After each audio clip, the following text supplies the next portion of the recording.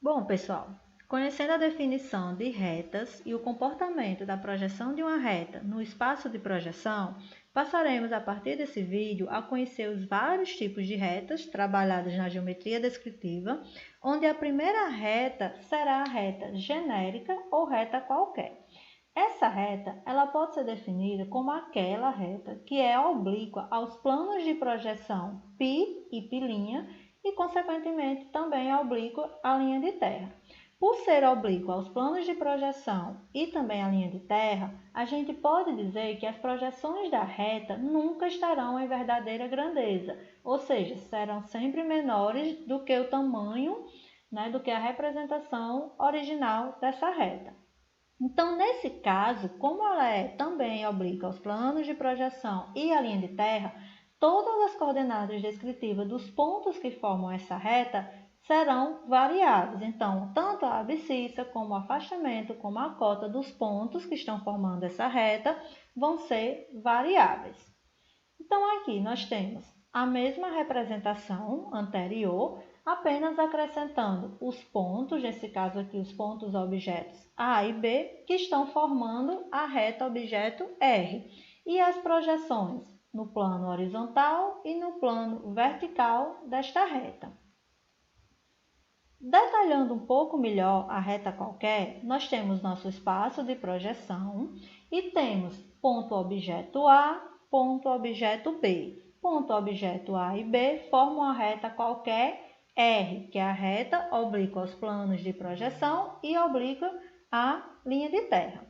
Então, vale destacar que sempre que for representado os pontos objetos, esses pontos vão vir com a letra representando o ponto em formato maiúsculo, entre parênteses. Já quando é retas, vai vir a letra que representa a reta, porém com a letra minúscula também entre parênteses. Então, inicialmente, a reta objeto R, trabalhada aqui, a reta qualquer, para obter a projeção horizontal dessa reta, a projeção no plano horizontal de projeção, nós iremos obter a partir das projeções horizontais dos pontos objetos A e B. Então, foi obtido o afastamento de A, afastamento de B. Essas projeções do afastamento de A e B no plano horizontal de projeção são as projeções horizontais dos pontos A e B, respectivamente. Consequentemente, irá formar a projeção horizontal da minha reta R, que nós iremos chamar da projeção R, sem parênteses. Lembrando, entre parênteses é a reta objeto. Já a projeção vertical da minha reta objeto R será obtida a partir das projeções verticais dos pontos A e B que formam a reta. Então, foi obtido a cota do ponto A e do ponto B, no caso A' e B', e quando a gente liga, as duas projeções verticais desse ponto A e B, nós vamos ter a projeção vertical da reta. No caso agora, será chamada a projeção vertical da reta de R'. Então, depois que a gente faz isso, nós podemos sempre realizar a obtenção da épora, fazendo o rebatimento, e nós vamos ter as projeções, no caso aqui, dos pontos que irão formar a projeção horizontal da reta, e as projeções verticais dos pontos que irão formar a projeção vertical da reta. Então, eu vou ter agora R e R'. Em épora, serão representados os pontos objetos. Depois que a gente representa esses pontos, nós vamos ligar todas as projeções horizontais dos pontos, no caso aqui A e B, que seriam as projeções, no caso, os afastamentos, e vamos obter a projeção horizontal da reta. Ligando as projeções verticais dos pontos, nós vamos obter a projeção vertical da reta, no caso R, com os afastamentos dos pontos, R' com as cotas dos pontos.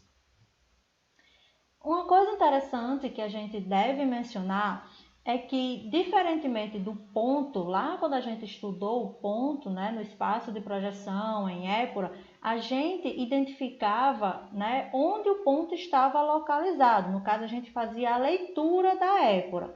para dizer se o ponto estava no primeiro, segundo, terceiro diedro, ou em algum semiplano, ou em algum bissetor.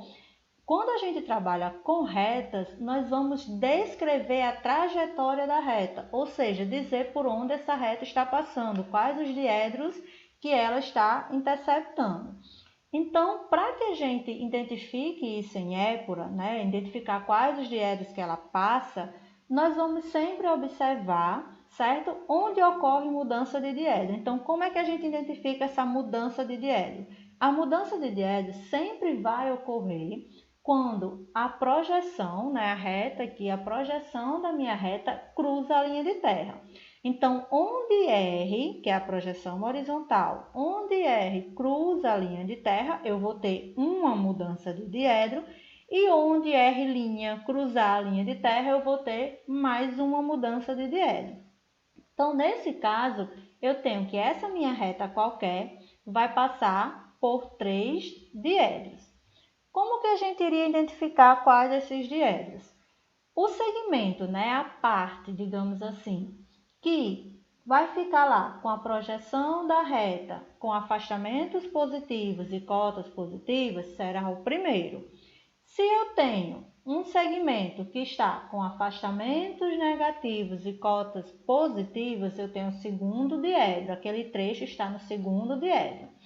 O outro trecho, caso eu tenha afastamento negativo, cota negativa, terceiro diedro, e se eu tiver afastamento positivo, cotas negativas, quarto diedro. Então, sempre eu vou seguir o seguinte raciocínio. Quando eu represento meus pontos em époras, vou lá e obtenho as projeções da minha reta. Projeção horizontal com os afastamentos, projeção vertical com as cotas. Onde a projeção horizontal cruza a linha de terra, eu tenho mudança de diedro. Onde a projeção vertical cruza a linha de terra, eu tenho outra mudança de diedro. Aí eu vou analisar esse primeiro trecho aqui, considerando daqui para cá, né? Os afastamentos estão negativos e as cotas estão positivas. Então, eu sei que esse primeiro trecho da minha reta está no segundo diedro.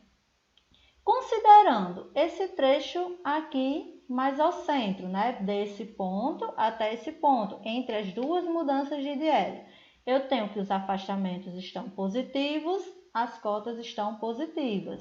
Então, eu tenho que esse trecho da minha reta está no primeiro diedro.